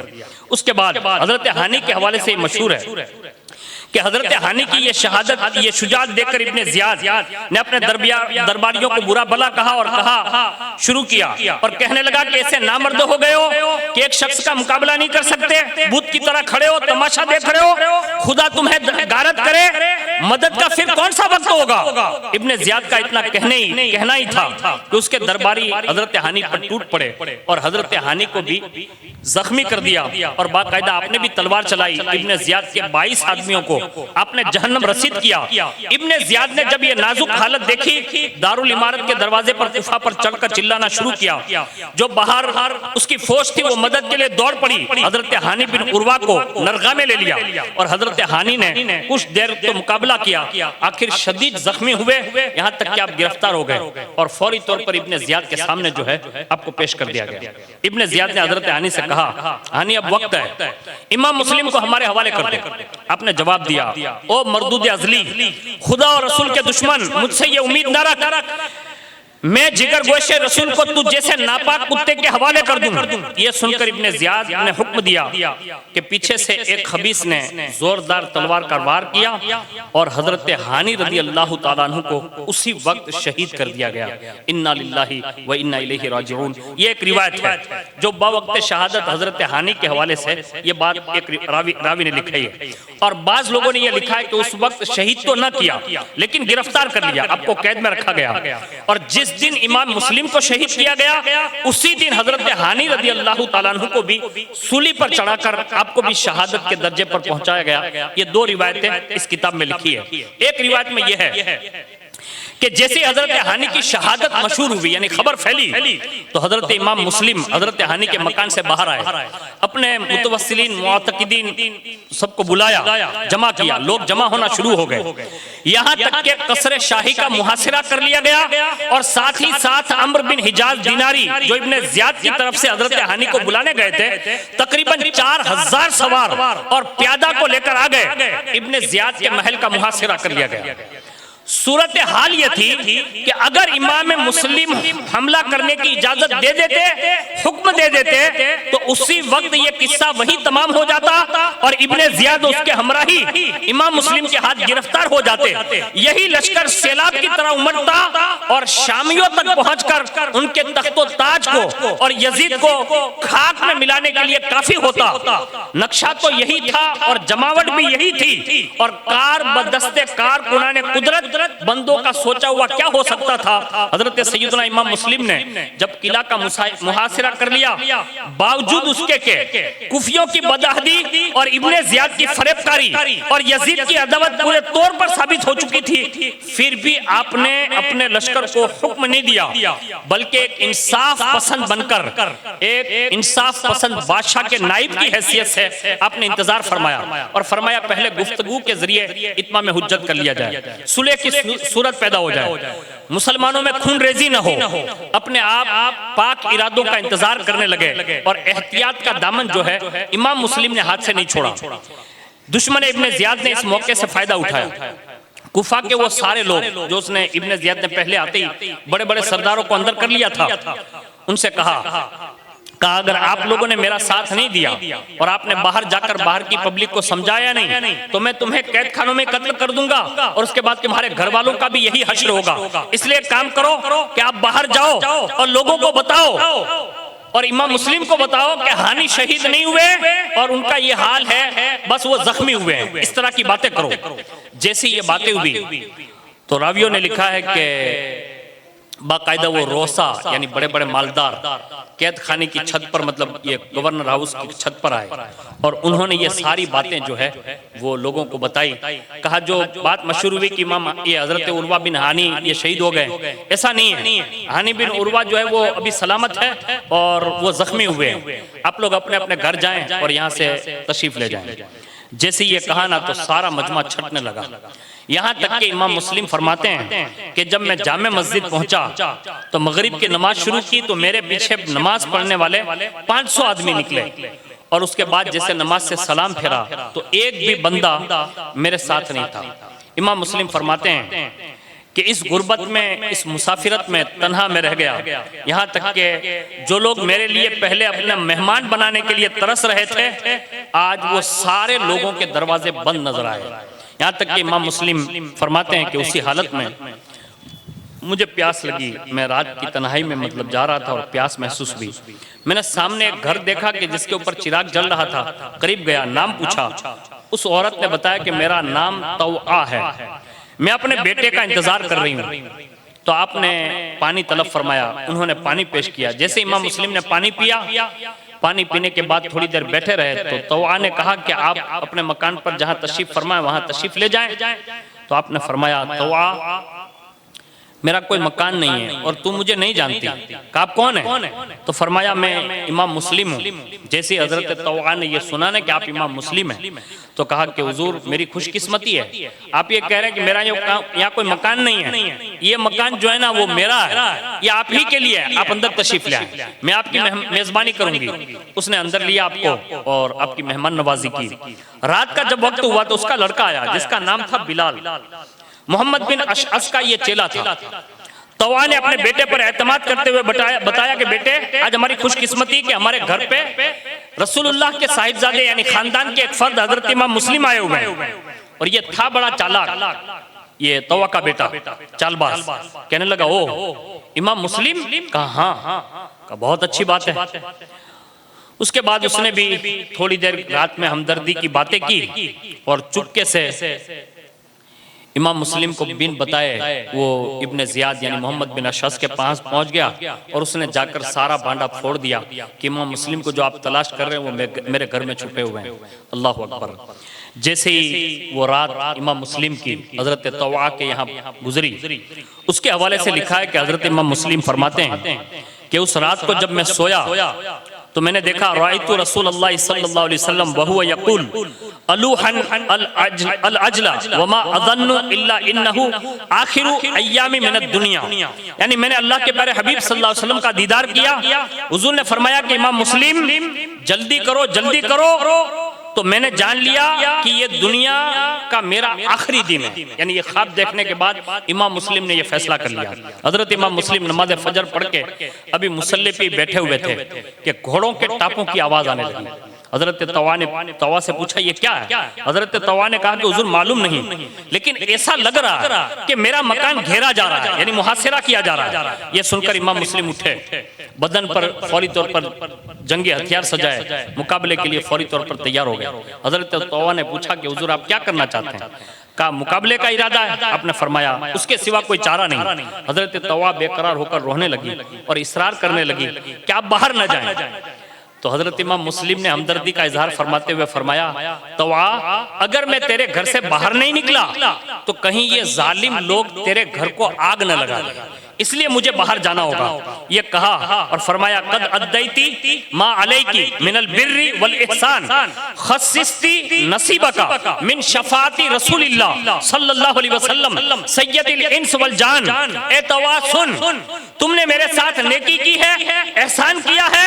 सुन, सय्यदुल इंस वल जिन मुहम्मदुर रसूलुल्लाह सल्लल्लाहु अलैहि वसल्लम तुझे अपनी शफाअत से बहरावर फरमाएंगे। यानी ये नेकी का सिला क़यामत के दिन मेरे नाना जान की तुझे शफाअत नसीब होगी। आखिरी सलाम किया, दुआएं दी और इस तरह आप बाहर तशरीफ लाए। जैसे ऐसा लगता था कि आप मतलब एक शेर की तरह बाहर तशरीफ लाए और ललकारा और फरमाया होश में आ जाओ, मोहम्मदी शेर से मुकाबला करने के लिए तैयार हो जाओ। तुम में से जिसकी माँ ने दूध पिलाया हो वो किस्मत आजमाई करें। फिर आपने वो तलवार चलाई और उसी हमले में आपने 150 इब्ने जियाद के आदमियों को जहन्नम रसीद किया और बाकी जो यजीदी पीछे थे वो सब के सब डर के मारे भाग गए। मोहम्मद बिन अशअस ने जब ये देखा ना तो कैफियत देखी तो एक पत्थर की तरफ बैठ गया। इब्ने जियाद को उसने वहां से एक खत लिखा कि इमाम मुस्लिम आदमी नहीं बल्कि ऐसा लगता है कि जैसे वो खुदा का शेर बनकर कहरे इलाही बनकर लोगों पर तलवार चला रहे हैं। हाथ में तलवार एक है लेकिन वो हजारों पर मतलब भारी हो रहे हैं, इसलिए लोगों को भेजा जाए, यानी 150 लोगों को और ज्यादा मजीद करके भेजा जाए। बस एक रिवायत में है कि मोहम्मद बिन अशअस खुद घोड़ा दौड़ा कर गया और इब्ने जियाद के पास पहुंचा और हालात बताते हुए उसने कहा कि इमाम मुस्लिम ने इतने लोगों को मार दिया है और अब लोग चाहिए। तो इब्ने जियाद आग बगोला हुआ और उसने कहा कि एक आदमी को पकड़ने के लिए मैंने भेजा है और तुम्हारा ये हाल है, मैंने तुम्हें किसी फौज के सामने नहीं भेजा। मोहम्मद बिन अशअस ने झुंझलाती हुई आवाज में कहा इब्ने जियाद तेरा क्या ख्याल है, तूने मुझे किसी कूफा के सब्जी बेचने वाले के मुकाबले में भेजा? तुझे मालूम नहीं है मैं जिस तरफ भेजा गया हूँ वो खानदान अपने जमाने में शुजात में बड़ा मशहूर है, यानी खानदान बनु हाशिम की शुजात मशहूर है। और ये शेर की तरह गरजते हैं और तलवार चलाते हैं, ऐसा लगता है तलवारें हुस्साम हाथ में है। और वो किसी आम बंदे के घर से ताल्लुक नहीं रखते, बल्कि वो रसूलुल्लाह की नस्ल से ताल्लुक रखते हैं। यानी ये बड़े खानदान के लोग हैं और बहादुर लोग हैं। गर्ज ये इब्ने जियाद ने मजीद 500 सवार भेजे, उन पर भी आपने हमला कर दिया। मोहम्मद बिन अशअस मजीद सवार बुलवाए और कमोबेश 400 यजीदियों को और जो है जहन्नम में पहुंचाया। उस दौरान आपको प्यास लगी, यानी इतना मुकाबला हो गया तो प्यास लगी, और जैसे प्यास लगी ना तो एक मकान से टेक लगाकर बैठ गए। हजरत तौआ ने वहीं से पानी का प्याला पेश किया, और जैसे ही पानी का प्याला पेश करना था, अभी आप अपने मुंह की तरफ ले जाते, एक जालिम ने दूर से पत्थर मारा और वो आपके रुखसार पर लगा, होंठ जख्मी हुआ, अगले 2 दांत शहीद हुए। बड़े सब्र इस्तक़लाल के साथ अल्हम्दुलिल्लाह पढ़ा और कहा, मेरे रब, अगर ये दुनियावी पानी मेरी किस्मत में नहीं है तो तेरे करम से हौज़े कौसर से मुझे सैराब फरमा। बस ये दुआ की। जब मोहम्मद बिन अशअस ने देखा कि तलवार के जरिए हम हज़रत मुस्लिम पर काबू नहीं पा सकेंगे, तो आप इसमें मशवरा करके एक गड्ढा खोदा उन लोगों ने और उसमें मिट्टी डाली। फिर अपने फौजी दस्ते को समझाया कि इमाम मुस्लिम को दिखाने के लिए इधर से हमला आवर होना, ताकि जब वो पीछे हटेंगे तो ला इल्मी में ये इस गड्ढे में गिर जाएंगे। इन बदबख्तों ने रसूलुल्लाह की शहजादे के साथ ऐसा जुल्म किया। मोहम्मद बिन अशअस अपनी इस चाल में माज़अल्लाह कामयाब हुआ, और जैसे ही सैयदना इमाम मुस्लिम उस गड्ढे में गिरे तो यजीदी कुत्तों ने एक बार हमला किया, पत्थर बरसाए। इमाम मुस्लिम ने जोश में आकर फरमाया, ए लोगों, तुम्हें शर्म और हया नहीं आती? कोई चीज तुम्हारे पास बाकी नहीं रही है कि तुम मुझ पर ऐसे ही पत्थर की बरसात कर रहे हो जैसे कुफ्फार के ऊपर किए जाते हैं। हालांकि तुम जानते हो कि मैं रसूलुल्लाह के खानदाने अहले बैत में से हूं। तुम्हें खानदाने मुस्तफा और उनकी औलाद का भी कुछ पास और हया न रहा।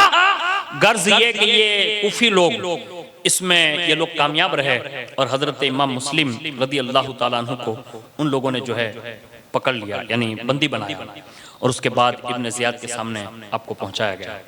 जब आप गए तो आपने एक जुमला कहा, अस्सलामु अलैका मिनत तबल हुदा, यानी सलाम हो उस बंदे पर जो शरीयत की पैरवी करता है। ये इस तरह आपने सलाम किया, इस तरह सलाम न किया जैसे हमारा और आपका सलाम होता है। आपने ये बात कही। इब्ने जियाद कहने लगा, तुमने मुझे अमीरुल मुमिनीन क्यों नहीं कहा?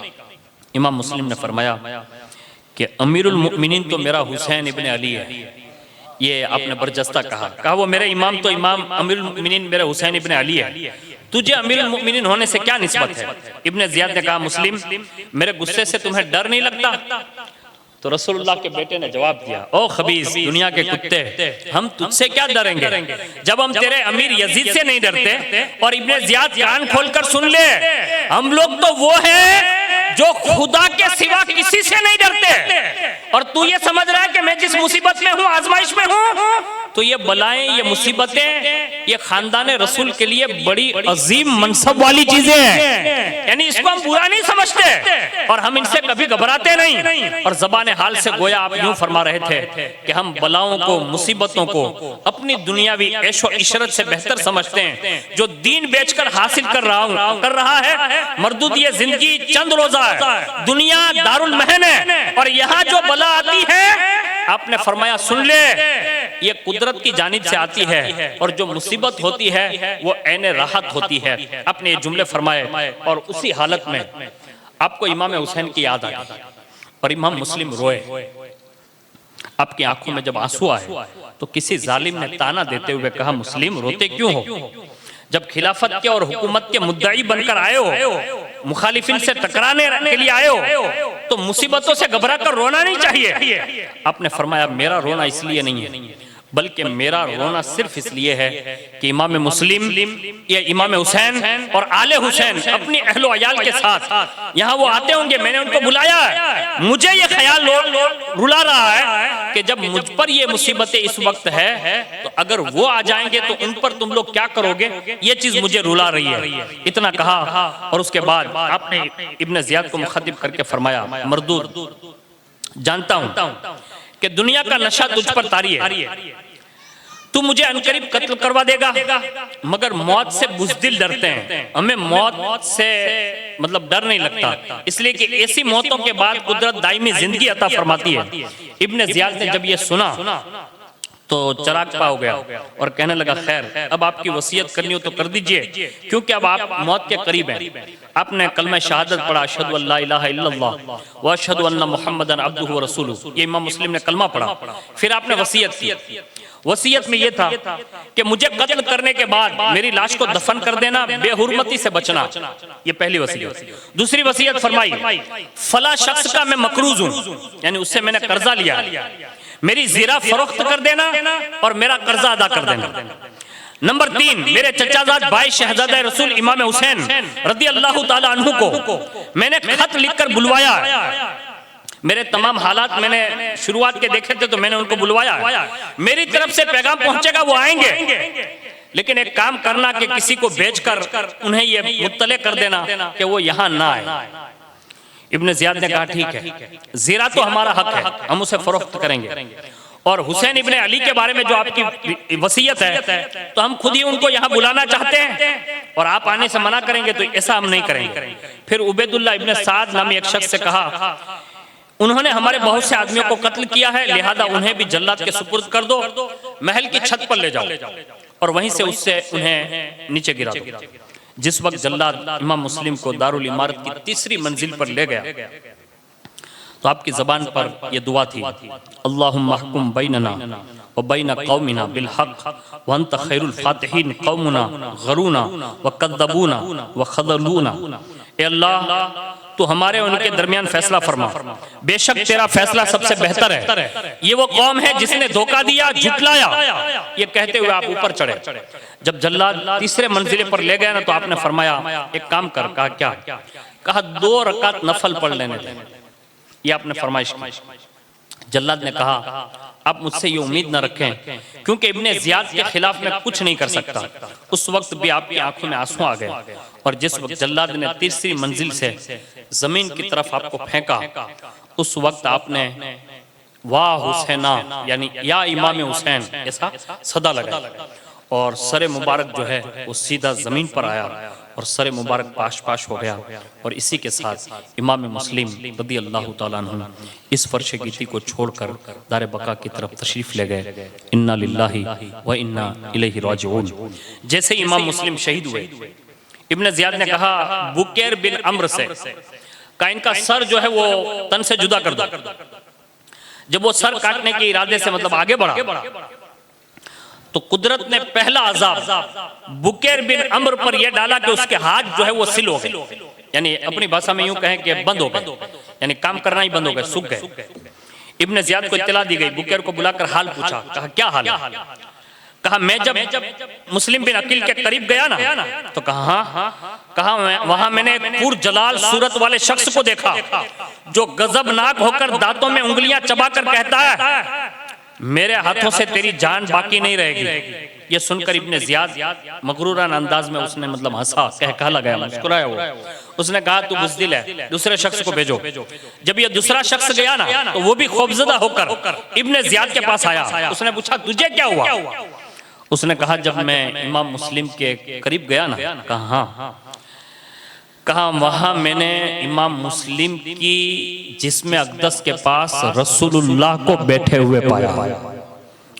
ये दूसरे बंदे ने बताया। कहा, मैंने रसूलुल्लाह को वहां रौनक अफरोज पाया, और ये कहकर उस शख्स ने एक जोरदार चीख मारी, गिरा, वहीं मर गया। इब्ने ज़ियाद ने शाम का एक बंदा था उसको भेजा और कहा कि जाओ इमाम मुस्लिम के सर को जिस्म से जुदा कर दो। फिर इब्ने ज़ियाद बदनिहात के हुक्म के मुताबिक इमाम मुस्लिम और हजरत हानी के मुकद्दस जिस्मों को कुफा के बाजार में कस्साबान में ऐसे लटका दिया गया और दोनों हजरात के सरों को यजीद के पास रवाना कर दिया गया। उसके जवाब में यजीद ने इब्ने ज़ियाद का बहुत शुक्रिया अदा किया और ताकीद की कि मैंने सुना है कि हुसैन इब्ने अली भी इराक आने का इरादा कर चुके हैं, लिहाजा तुम भी उनकी तरह होशियार रहना और बहुत जल्द इनको भी माज़अल्लाह कत्ल करके उनके लाशें को भी यहाँ भेजना। उसके बाद इमाम मुस्लिम रदी अल्लाह ताला अन्हु के हवाले से कि जब आपकी शहादत हो गई तो आपका मज़ार शरीफ जहाँ लोग आज जाते हैं वहीं आपको बाद में दफन किया गया, और उसके बाद साथ में ही इमाम मुस्लिम जो अपने दोनों बच्चों को साथ लाए थे, तो वो बच्चे उस वक्त काजी शुरह के यहाँ ठहरे हुए थे और काजी शुरह ने दोनों बच्चों को इमाम मुस्लिम की शहादत के बाद सामने बिठाया और एक नज़र देखा और आंसू निकल आए और बड़ी प्यार और शफकत भरी निगाहों से देखा ना, तो इन दोनों ने पूछा का काजी साहब, आज आप ऐसा प्यार कर रहे हैं जैसे लोग यतीमों से प्यार करते हैं, तो क्या ऐसा तो नहीं कि हमारे बाबा भी शहीद हो गए हो? बस इतना सुनना था तो काजी शुरह रोने लगे और फरमाया, हाँ बच्चों, ऐसा ही है कि आज तुम्हारे बाबा का तुम्हारे सर से साया उड़ गया है और अब तुम दोनों भाई यतीम हो गए हो। काजी शुरह ने दोनों बच्चों को सीने से लगाया, समझाया सब्र से काम लो, ज्यादा आहुजारी न करना, इसलिए कि इब्ने ज़ियाद ने तुम्हारे बारे में भी ऐलान कर रखा है, अगर कोई लोग आवाज सुन लेंगे तो कहीं उनका भी पता न चल जाए, उनको भी पता न चल जाए, इसलिए खामोश रहें और मैं कोशिश करूंगा कि मैं तुम्हें मदीना शरीफ पहुंचाने की जिम्मेदारी लेता हूं और मैं बहुत जल्द तुम्हें वहां रवाना कर दूंगा। आखिरकार काजी शुरह ने अपने बेटे असद को बुलाया और फरमाया, ये दोनों बच्चों को कादसिया की तरफ ले जाओ और कादसिया के उस दरवाजे पर जो है वहां से एक काफिला जाने वाला है, तो इन दोनों बच्चों को भी इनके साथ कर देना ताकि कम से कम ये बच्चे जो हैं वहां पहुंच जाएं। बस आपको दोनों को शहजादों को लिया गया और काफिले की तरफ मतलब बढ़ रहे थे कि काफिला आगे निकल जा चुका था, तो असद ने कहा कि ये काफिले का गर्द गुबार है, थोड़ा सा दौड़ोगे ना तो आप काफिले से मिल जाओगे। बस इतना सुना, दोनों बच्चे उसकी तरफ बढ़े और थोड़ी देर हुई ना तो वो गर्द गुबार जो है वो छट गया। ऐसा लगता था कि जैसे काफिला पहले निकल चुका था, ये तो बाद में उड़ने वाली गर्द गुबार थी। रास्ता भूल गए, रात भर परेशान रहे, इधर उधर घूमते रहे। सुबह हुई, जैसे सुबह हुई ना तो इब्ने ज़ियाद के कारिंदे उधर चक्कर ही लगा रहे थे, तो इमाम मुस्लिम के दोनों बच्चों को देखा और फौरी तौर पर पकड़ लिया और पकड़कर सीधे इब्ने ज़ियाद के सामने लाकर उन्होंने हाजिर कर दिया। इब्ने ज़ियाद ने हुक्म दिया, इनको जेल खाने में डाल दो। अब जैसे आपको जेल खाने में डाला तो कुदरत का निजाम देखिए कि दारोगाए जेल जो था उसके नाम उसने खत लिखा, कहा ये दोनों मुस्लिम के बच्चे हैं, इनके बाप के कत्ल के बाद इन्हें बमुश्किल पकड़ा गया, इनकी निगरानी रखो। यजीद को खत लिखता हूँ, जैसे उसका हुक्म आएगा उस पर अमल करूंगा, अगर वो हुक्म देगा तो कत्ल कर दीजिएगा, कत्ल करूंगा, और अगर उसे दरबार में भेज देने के लिए कहा तो दरबार भेज दिया जाएगा। बस ये लिखकर उसने दारोगाए जेल को भेजा। वहां जो दारोगाए जेल थे उनका नाम था हजरत मशकूर। उन्होंने जैसे ये खत पढ़ा, लेकिन वो थे अहले बैत के मुहिब, तो उसने खत की सुनी अनसुनी कर दी और उसके बाद जेल खाने में उन दोनों बच्चों से प्यार किया, तसल्ली दी, दिन भर जेल में अपने पास रखा। जब रात हुई तो दोनों बच्चों को साथ लिया, घर लाए, खाना खिलाया। रात में चहल पहल जब बंद हुई, हर तरफ सन्नाटा छा गया, तो फिर दोनों बच्चों को साथ लेकर शहर से बाहर कादसिया के रास्ते पर लाए और उन्होंने अपनी अंगूठी दी हजरत मशकूर ने और फरमाया, ए शहजादो, ये देखो, ये सीधा रास्ता कादसिया जा रहा है, वहां मेरा भाई कुतवाल है, उससे मिलना, मेरी अंगूठी पेश करना, वो सब हाल बताना, तुम्हें निहायत ही इत्मीनान के साथ वो मदीना शरीफ पहुंचा देगा। हजरत मुस्लिम बिन अकील रज़ियल्लाहु ताला अन्हु के दोनों साहिबजादे मशकूर को दुआएं देते हुए कादसिया के रास्ते पर चल पड़े। रात भर चलते रहे, यहाँ तक कि रावियों ने लिखा है कि जाहिर सी बात है कि शहजादे होते हैं तो पाँव में छाले पड़ गए, सफर बड़े तवील हुए, लेकिन उसके बाद भी जहां तक वो चलना था चले। आखिरकार जोहर की नमाज के वक्त एक चश्मे के करीब आपने पनाह ले ली, छुप गए। जैसे उस खजूर के दरख्त के उस खोह में आप छुपे तो वहां पानी का एक चश्मा था, वहां एक कनीज आई, उसने देखा कि पानी में निहायत ही हसीन और जमील सूरतें नजर आ रही है, हैरान हुई और ये शहजादों जैसी सूरतें नजर आई ना, तो उसने देखा तो दोनों बच्चे थे, करीब आई, पूछने लगी आप कौन है? तो शहजादों ने कहा कि अगर हम बता देंगे तो ये फिर पकड़ लेगी और किसी के हवाले कर देगी, लेकिन सच्चे लोग थे, बड़ी मोहब्बत भरी निगाह देखी तो कहा कि हम हजरत मुस्लिम के यतीम बच्चे हैं, रास्ता भूले हुए हैं, इस जगह छुपकर बैठ गए हैं, इब्ने ज़ियाद के सिपाही कहीं गिरफ्तार न कर लें, इसलिए यहाँ इंतजार कर रहे हैं। कनीज ने कहा शहजादो गम न करो, मैं जिस खातून की मतलब कनीज हूँ वो मुहिब्बे अहले बैत है, मैं आपको उनके घर ले चलती हूँ। और फिर वो कनीज जो है वो उनके घर ले गई। और जैसे उसने उस खातून ने ये सुना तो उस कनीज को उसने इस एहसान के बदले आज़ाद कर दिया कि तूने इमाम मुस्लिम के दोनों बच्चों को मेरे घर तक पहुंचा दिया। उसने एक मखसूस कमरा लाकर हजरत इमाम मुस्लिम के बच्चों को अंदर ठहराया और इधर यानी हजरत मशकूर ने जो रवाना कर दिया, ये बच्चे तो यहाँ पहुंच गए। इधर इब्ने ज़ियाद ने हजरत मशकूर को बुलाया और मशकूर को बुलाकर उससे कुछ सवाल जवाब किए और उसी सवाल जवाब के दरमियान इब्ने ज़ियाद जो है वो गुस्से हुआ और गुस्से होकर उसने भी 500 दुर्रे हजरत मशकूर के ऊपर लगवाए। यहाँ तक कि आपने 500 दुर्रे खाए। हजरत मशकूर ने एक जुमला भी न कहा, आखिर में यूं कहा कि पानी पिला दो। तो फरमाया गया अब तुम्हें पानी नहीं मिलेगा और हुक्म दे दिया गया कि इनकी भी गर्दन उड़ा दो। यहाँ तक कि ये इमाम मुस्लिम के बाद दूसरे दास्तान करबला के शहीद हजरत मशकूर जो दारोगाए जेल थे, उनको भी ये शहादत नसीब होती है। इन्ना लिल्लाहि व इन्ना इलैहि राजिऊन। अम्र बिन हारिस जिसके घर में ये शहजादे पहुंच चुके थे, ये इमाम मुस्लिम के बच्चों की तलाश में था। जैसे वो घर आया और जैसे घर में रात के वक्त उसने अपनी बीवी से खाना मांगा, पूछा कहाँ गए थे। उसने थोड़ी डिस्कस काटते हुए कहा जल्दी से खाना ला, और कहा कि मैं इमाम मुस्लिम के बच्चों को तलाश कर रहा हूँ, यहाँ तक कि मेरा घोड़ा भी मर गया और मैं बहुत थका मांदा हूँ, जल्दी से खाना खिला दे, जल्दी से सो जाऊं, फिर सुबह जल्दी निकलूंगा ताकि वो 2 बच्चे मिल जाएंगे तो उसके मुताबिक इनाम दिया जाएगा। उसने खातून ने कहा कैसे बदबख्त लोग हैं जो इन बच्चों की गिरफ्तारी के लिए मारे फिर रहे हैं, दुनिया को दीन पर तरजीह दे रहे हैं। हारिस ने कहा तुझे इन बातों से कोई ताल्लुक नहीं है, अगर कुछ खाने को तो हो ला वरना खैर।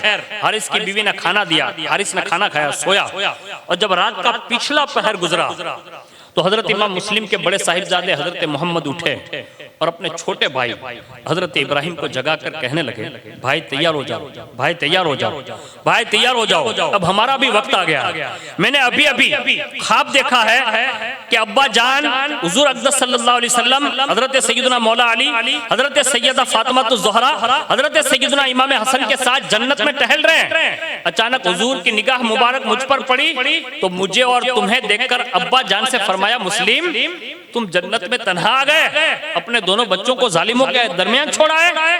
अब्बा जान ने हमारी तरफ देखा और अर्ज किया कि हुजूर अब ये भी आने वाले हैं, कल तक ये लोग भी आपकी कदम बुसी के लिए हाजिर हो जाएंगे, यानी जन्नत में वो भी दाखिला ले लेंगे। फिर दोनों भाइयों ने एक दूसरे से गले मिलकर रोना शुरू किया और जैसे दोनों बच्चे रोए तो आवाज बुलंद हुई। आवाज जैसे बुलंद हुई तो ये हारिस खबीस जो था वो उठ गया। अपनी बीवी से पूछा कि रोने की आवाज कहाँ से आई। कहा कोई करीबी पड़ोस में कोई रो रहा होगा, बात इधर से उधर करना चाहिए। लेकिन वो खुद उठा और सीधा उसने जिधर से आवाज आ रही थी तो वहां गया और उसने कुंडी खोली, जैसे अंदर दाखिल हुआ, चिराग जलाया तो देखा कि 2 बच्चे आपस में मिलकर रो रहे हैं। उसने पूछा तुम कौन हो। अब उन्होंने तो यही समझा था शहजादों ने कि ये मुहिब्बान अहले बैत का मकान है, तो फौरी तौर पर यह जवाब दिया हम फर्जंदान इमाम मुस्लिम हैं। हारिस ताज्जुब से कहने लगा मैं आज दिन भर तुम्हें तलाश करता रहा, मेरा घोड़ा भी मर गया, तुम लोग मेरे घर में इत्मीनान से बैठे हो।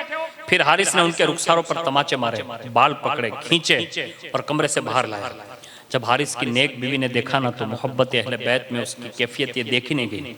हारिस के कदम पकड़ लिए, सर रख दिया और फरियाद करने लगी इन यतीम बच्चों पर रहम करो, जुल्म न करो। हारिस ने बीवी की हमदर्दी देखकर उसे जोर से धक्का दिया, कहा खबरदार अपनी जान की खैर चाहती हो तो खामोश बैठो। जब सुबह हुई हारिस ने तलवार ली, दोनों भाइयों को लेकर दरियाए फुरात की जानिब वो रवाना हो गया। हारिस की बीवी पीछे दौड़ती हुई बार बार मन्नत करती रही, समाजतें करती रही, हारिस अल्लाह से डर, इमाम मुस्लिम के बच्चों के साथ ऐसा न कर, उन पर रहम कर। हारिस ने बीवी को फिर डांटा, मारने के लिए दौड़ा। हारिस की बीवी सहम गई, रुक गई। यहाँ तक कि हारिस इन दोनों भाइयों को लेकर दरिया फुरात के किनारे पर पहुंच गया। हारिस का एक खानाजाद गुलाम था जो उसके बेटे का रजाई भाई भी था।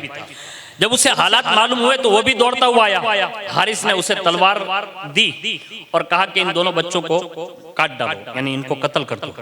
गुलाम ने तलवार हाथ में ले ली, कहा खबीस जिस दिल से तूने मुझे इनके कत्ल करने का हुक्म दिया है, अब ये अव्वल तो ये कि ये कहना ही गुनाह है, दूसरा ये कि ये गरीबुल वतन है, फिर इमाम मुस्लिम यानी खानदान अहले बैत से ताल्लुक रखते हैं, तीसरी बात ये कि ये यतीम है और तू मुझे उनको मारने के लिए कह रहा।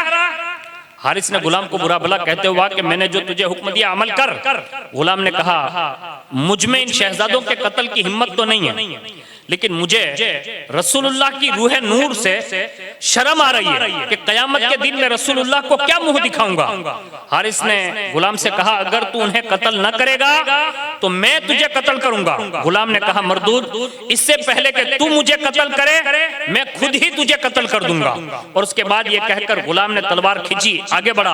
हारिस पर वार किए। हारिस तजर्बाकार था, तेजी से झपट कर गुलाम के सर के बाल पकड़ लिए। गुलाम ने हारिस की दाढ़ी पकड़ी। हारिस गुलाम के ऊपर गिरा। गुलाम ने चाहा कि हारिस को कत्ल कर दे कि हारिस ने फुर्ती से गुलाम पर जो है गुलाम के हाथों से तलवार छीन ली। गुलाम ने अपनी तलवार नियम से बाहर निकाली, हारिस पर वार किया। हारिस ने ढाल पर वार को लिया और जल्दी से गुलाम के दाहिने हाथ पर उसने वार किया, हाथ जख्मी हो गया। गुलाम ने बाएं हाथ से हारिस को पकड़ लिया। दोनों में बाकायदा कुश्ती होने लगी। इतने में हारिस की बीवी आ गई, उसका लड़का भी वहां पहुंच गया। लड़का बढ़ा आगे, हारिस से कहने लगा ए जालिम, ये गुलाम मेरा भाई है।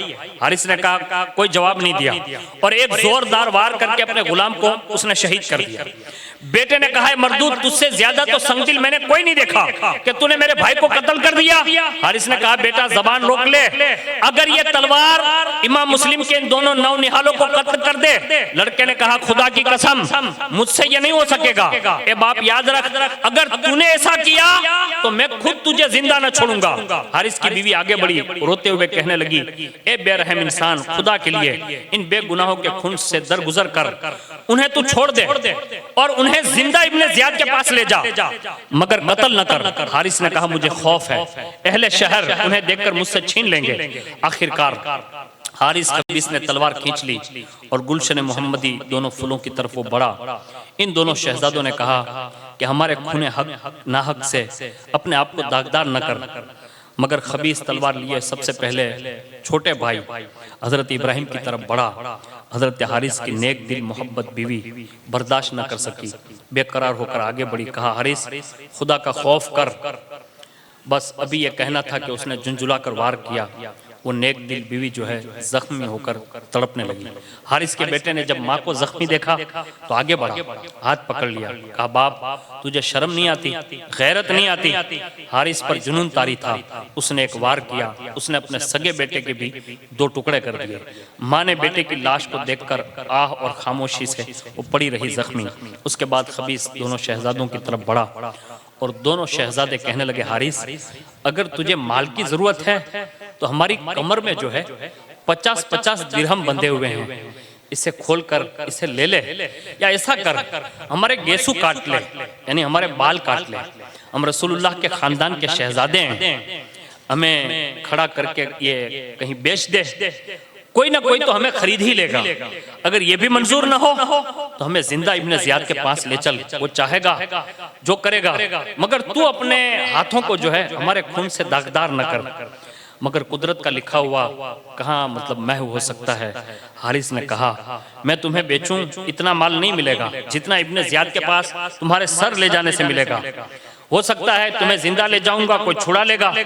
फिर दोनों शहजादों ने कहा खुदा के लिए अब एक काम कर, इतना मौका दे कि हम वुजू कर लें, 2 रकात नमाज पढ़ लें। जालिम ने कहा मैं तुम्हें इतना मौका नहीं दूंगा। शहजादों ने कहा अच्छा इतना कर, हमें अपने रब के हुजूर सिर्फ सजदा ही कर लेने दे। हारिस ने कहा यह भी नहीं हो सकेगा। फिर उस बदबख्त ने जब कत्ल का इरादा किया तो छोटे भाई हजरत इब्राहिम आगे बढ़े और कहा पहले मुझे कत्ल कर। बड़े भाई मोहम्मद आगे बढ़े और कहा पहले मुझे कत्ल कर। अल्लाह अल्लाह, ये रसूलुल्लाह के शहजादे थे जिनको शहादतें भी इतनी मुहिब होती थी, इतनी प्यारी होती थी, आगे बढ़ रहे एक दूसरे के लिए। आखिरकार हारिस ने पहले भाई हजरत सैयदना मोहम्मद रज़ियल्लाहु ताला अन्हु को शहीद किया। इन्ना लिल्लाहि व इन्ना इलैहि राजिऊन। उसके बाद छोटे भाई हजरत इब्राहिम आगे बढ़े और बड़े भाई की कटी हुई गर्दन अपनी गोद में लेकर अपने बाबा जान हजरत इमाम मुस्लिम को याद करके रोने लगे। इतने में ये खबीस और आगे बढ़ा और उसने हजरत इमाम मुस्लिम के दूसरे साहिबजादे हजरत इब्राहिम रज़ियल्लाहु ताला अन्हु को भी शहीद कर दिया। और दोनों शहजादों की लाशें दरिया फुरात में डाल दी और दोनों भाइयों के जिस्म में आपस में बगिल गिर हुए और दरिया फुरात के पानी में वो तह में जाके बैठ गए, यानी दोनों जिस्म अनवर। और ये इन दोनों शहजादों को कत्ल करने के बाद उनके मुकद्दस सरों को जो है इब्ने ज़ियाद बदनिहात के सामने पहुंचा और इब्ने ज़ियाद ने पूछा ये किसके सर है? हारिस खबीस ने कहा ये तेरे दुश्मनों के सर है। फिर इब्ने ज़ियाद के सामने तश्त में दोनों सर लाए गए।